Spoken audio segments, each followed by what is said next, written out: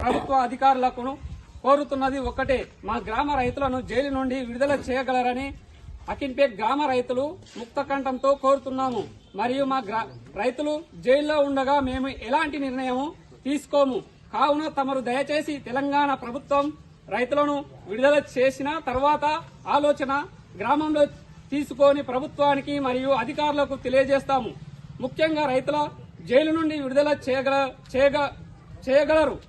రైతుల పేర్లు: Duramoni Balakrishnaiah son of Sayanna, Manika Srisailam son of Bheemaiah, Rekam Yadaiah son of Mallappa, Kummari Shivakumar son of Venkataiah, Duraman Ramachandar son of Ramulu, Karla Hanumanthu son of Venkataiah, Duraman Ramesh son of Pedda Venkataiah, D Bhaskar son of Balakrishnaiah, Duraman Sailu son of Pirangi, Tappa Naveen son of Nagabhushan, సిమ్మర్ గారి Venkataiah son of Vishwappa.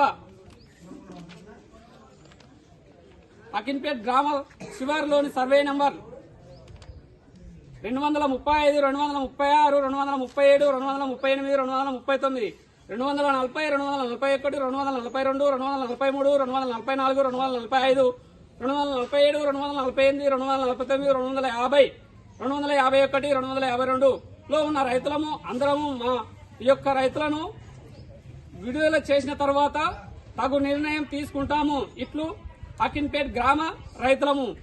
దయచేసి రైతులందరూ, అకిన్పేట్ గ్రామ రైతులందరూ ఈ కాగితమైన సంతకం చేసి ఇవ్వగలరని మా యొక్క మనవి.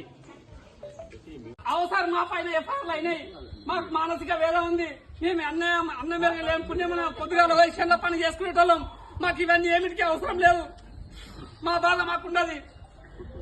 ఇంటి యజమాని లేనప్పుడు శనికాడ ఏమైతుంది, ఏం కథ, శనికాడ ఎంత పని ఖరాబ్ అవుతుంది, ఏం కథ మాకు తెలియదా సార్? నీవు గవర్నమెంట్ ఎంప్లాయీ, నీ ఇంటికాడ నువ్వు లేకపోతే ఎంత స్ట్రెస్ ఉంటుంది నీకు.